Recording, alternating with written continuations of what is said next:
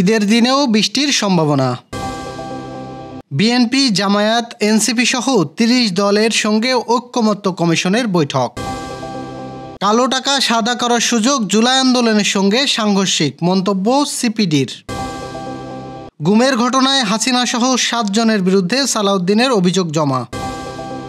জুলাই সনদে কি থাকবে তা এখনই নির্ধারণ করতে হবে বললেন আলী রিয়াজ। আজ থেকে ছুটিতে যাচ্ছে শিক্ষা প্রতিষ্ঠান।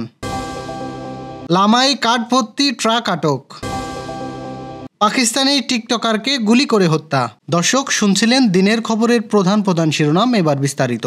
তার আগে গ্রামের কাগজ ইউটিউব চ্যানেল সাবস্ক্রাইব করুন এবং সব খবর পেতে ফেসবুক পেজ ফলো করে রাখার পাশাপাশি ওয়েবসাইট ভিজিট করুন। আগামী 7 জুন পবিত্র ঈদুল আজহার দিনে দেশের বিভিন্ন অঞ্চলে বৃষ্টিপাতের সম্ভাবনার কথা জানিয়েছে আবহাওয়া অধিদপ্তর। একই সঙ্গে তাপমাত্রাও সামান্য বাড়তে পারে বলে পূর্বাভাসে জানানো হয়েছে। মঙ্গলবার সকালে প্রকাশিত এক আবহাওয়া বিজ্ঞপ্তিতে একথা বলা হয়। ঈদের দিন ঢাকা সহ রংপুর, রাজশাহী, ময়মনসিংহ, খুলনা, বরিশাল, চট্টগ্রাম ও সিলেট বিভাগে 2-1 জায়গায় দমকা হাওয়া সহ বিদ্যুৎ চমকানো হালকা মাঝারি ধরনের বৃষ্টি ও বজ্রবৃষ্টি হতে পারে। সারা দেশে দিন ও রাতের তাপমাত্রা সামান্য বাড়তে পারে, এতে বলা হয়। সেই সাথে ময়মনসিংহ, চট্টগ্রাম বিভাগে কোথাও কোথাও মাঝারি ধরনের ভারী এবং সিলেট বিভাগে কোথাও কোথাও মাঝারি থেকে ভারী অতি ভারী বর্ষণ হতে পারে। ঈদের দিন শনিবার আবহাওয়া কেমন থাকবে তা জানিয়ে আবহাওয়া অধিদপ্তর বিজ্ঞপ্তিতে বলা হয়েছে, রংপুর, রাজশাহী, ঢাকা, ময়মনসিংহ, খুলনা, বরিশাল, চট্টগ্রাম ও সিলেট বিভাগে 2-1 জায়গায় অস্থায়ীভাবে দমকা হওয়া সহ বিদ্যুৎ চমকানো কিংবা হালকা থেকে মাঝারি ধরনের বৃষ্টি সহ বজ্রবৃষ্টি হতে পারে। সারা দেশে দিন এবং রাতের তাপমাত্রা সামান্য বৃদ্ধি পেতে পারে। বিএনপি, জামায়াত, এনসিপি সহ মোট 30টি রাজনৈতিক দলের প্রতিনিধিদের নিয়ে আজ একটি গুরুত্বপূর্ণ আলোচনায় বসেছে জাতীয় ঐকমত্য কমিশন। মঙ্গলবার রাজধানীর ফরেন সার্ভিস একাডেমিতে এই বহুদলীয় আলোচনা শুরু হয়। নির্বাচন সূত্রে জানিয়েছেন, আজকের বৈঠকে আলোচ্য বিষয় হচ্ছে সংবিধানের অনুচ্ছেদ 70, সংসদীয় স্থায়ী কমিটিগুলো কার্যকারিতা, নিম্নকক্ষের নারী আসন এবং তত্ত্বাবধায়ক সরকার ব্যবস্থা। মূলত সাংবিধানিক সংস্কার কমিশনের যেসব সুপারিশ নিয়ে এখনও রাজনৈতিক ঐকমত্য গড়ে ওঠেনি, সেসব বিষয় নিয়ে পূর্বের আলোচনার আয়োজিত হচ্ছে।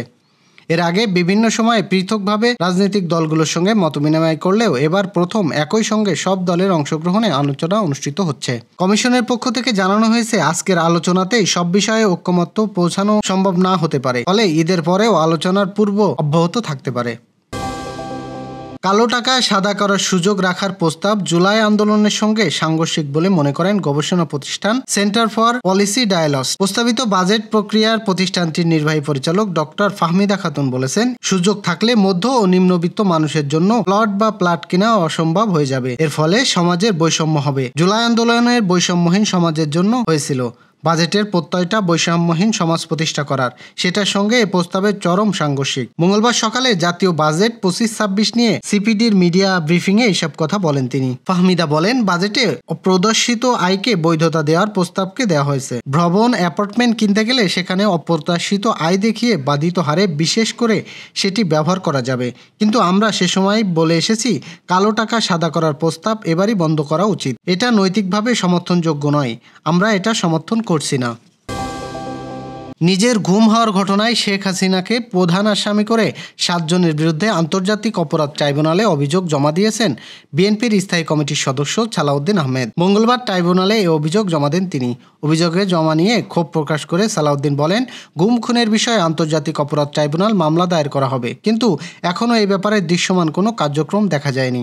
এ সময় শেখ হাসিনা সহ গুম খুনে জড়িত সকলের বিচার নিশ্চিত করার দাবি জানান বিএনপির এই নেতা।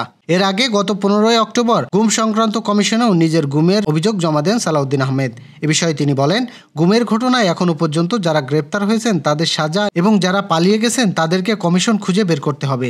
এ সরকারের দায়িত্ব সবাইকে আইনের আওতায় আনা। 2015 সালের 10 মার্চ রাজধানীর উত্তরা থেকে সালাউদ্দিন নিখোঁজ হন। প্রায় 2 মাস পর 11 মে ভারতের মেঘালয়ের সিংলায় স্থানীয় পুলিশ তার সন্ধান পায়। রাজনৈতিক সংস্কারের সম্ভাব্য নতুন অধ্যায়ের দ্বারপ্রান্তে দাঁড়িয়ে আজ শুরু হলো জাতীয় ঐকমত্য কমিশনের বহুল প্রতীক্ষিত বিষয়ভিত্তিক সংলাপ।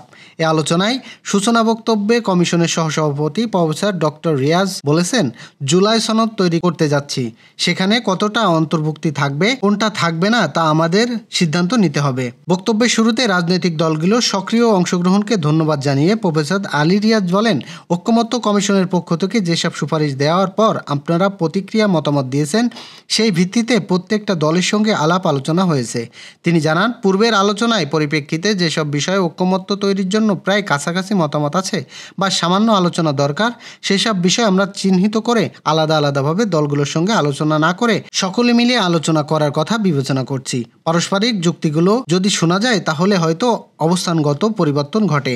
এই বিবেচনাতেই এই উদ্যোগ নেওয়া হয়েছে। ঈদুল আজহা ও গ্রীষ্মকালীন অবকাশকে কেন্দ্র করে দেশের সকল স্তরের শিক্ষা প্রতিষ্ঠানগুলো লম্বা ছুটিতে যাচ্ছেন। আজ মঙ্গলবার থেকে শুরু হচ্ছে এই ছুটি। শিক্ষা মন্ত্রণালয় এবং প্রাথমিক ও গণশিক্ষা মন্ত্রণালয়ের প্রকাশিত শিক্ষাপঞ্জি অনুযায়ী প্রতিষ্ঠান ভেদে ছুটির মেয়াদ রয়েছে ভিন্নতা। দেশের প্রায় 65,500 সরকারি প্রাথমিক বিদ্যালয় ঈদুল আজহা ও গ্রীষ্মকালীন অবকাশ মিলিয়ে টানা 21 দিন ছুটি থাকবে। আজ 3 জুন থেকে শুরু হওয়া এই ছুটি চলবে আগামী 23 জুন পর্যন্ত।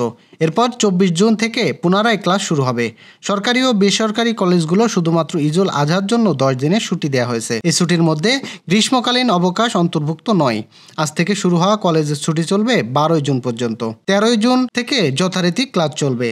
মাদ্রাসা শিক্ষার্থীদের এবার ঈদুল আজহা ও গ্রীষ্মকালীন অবকাশে সবচেয়ে বেশি ছুটি পাচ্ছেন। সরকারি আলিয়া মাদ্রাসা সহ বেসরকারি ইবতেদায়ী, দাখিল, আলিম, ফাজিল ও কামিল মাদ্রাসার 1 জুন থেকে শুরু হওয়া এই ছুটি চলবে 25 জুন পর্যন্ত। 26 জুন থেকে পুনরায় শিক্ষা কার্যক্রম চালু হবে। লামাই বন বিভাগের গাঞ্জু রেঞ্জের টিপি ব্যবহার করে ডলুছড়ি রেঞ্জের আওতাধীন এলাকা থেকে ট্রাক ভর্তি সেগুন কাঠ পাচারকারী আটক করা হয়। সোমবার রাত 8টার দিকে কাঠ ভর্তি ট্রাকটি বিভাগীয় বন কর্মকর্তার কার্যালয় অতিক্রম করার সময় সন্দেহ হলে সদর রেঞ্জ কর্মকর্তা আতা ইলাহি ধাওয়া করেন। দৌড়ানি খেয়ে গাড়িটি সাবেক বিচলি সড়কে অবস্থান নেয়। ততক্ষণ লামা উপজেলা প্রশাসক ইনফরমেশন পান, তিনি ঘটনাস্থলে হাজির হন। এ সময় স্থানীয়দের মাঝে উত্তেজনা দেখা দিলেও পরে এক্সিকিউটিভ ম্যাজিস্ট্রেট উপস্থিত হয়ে পুলিশের সহায়তায় জব্দ করে গাড়িটি লামা সদর রেঞ্জে নিয়ে আসা হয়েছে। গাড়ির মালিককে সেটা এখনও নিশ্চিত করা যায়নি। তবে গাড়ির চালক জানিয়েছেন, লামা জোত মালিক সমিতির সভাপতির কাঠের মালিক। অপরদিকে নাম প্রকাশে অনিচ্ছুক এক বাসিন্দা জানান, ডলুছড়ি রেঞ্জের আওতাভুক্ত এলাকায় একটি গাড়ি খোকন নামের একটি ব্যবসায়ী চট্টগ্রাম নেয়ার উদ্দেশ্যে লোড করেন। পাকিস্তানের 17 বছর বয়সী টিকটকার সানা ইউসুফকে গুলি করে হত্যা করা হয়েছে। সোমবার রাজধানী ইসলামাবাদের সুম্মল থানার আওতাধীন G13 সেক্টরে তাকে গুলি করে হত্যা করা হয়। পুলিশ সূত্রে জানা গেছে, সানা তার বাড়ির ভেতরে খুব কাছে গুলি করে তাকে হত্যা করা হয়েছে। হত্যাকারীরা বাড়িতে ঢুকে গুলি চালিয়ে ঘটনাস্থল থেকে পালিয়ে যান। চিত্রাচলের বাসিন্দা সানা একজন জনপ্রিয় টিকটকার তারকা ছিলেন। তার লাশ ময়নাতদন্তের জন্য পাকিস্তান ইনস্টিটিউট অব মেডিকেল সায়েন্সে স্থানান্তর করা হয়েছে। পুলিশ বর্তমানে ঘটনাস্থলটি তদন্ত করছে, তবে এখনও সন্দেহভাজনকে গ্রেপ্তার করতে পারেনি পুলিশ। পুলিশ সূত্রে জানা গেছে, খুনের সময় সন্দেহভাজন ব্যক্তিকে ভিকটিমের বাড়িতে অতিথি হিসেবে থাকতে পারে। সন্দেহভাজন ব্যক্তি বাড়িতে প্রবেশ করে একাধিক গুলি চালায় এবং তারপর ঘটনাস্থল থেকে পালিয়ে যান।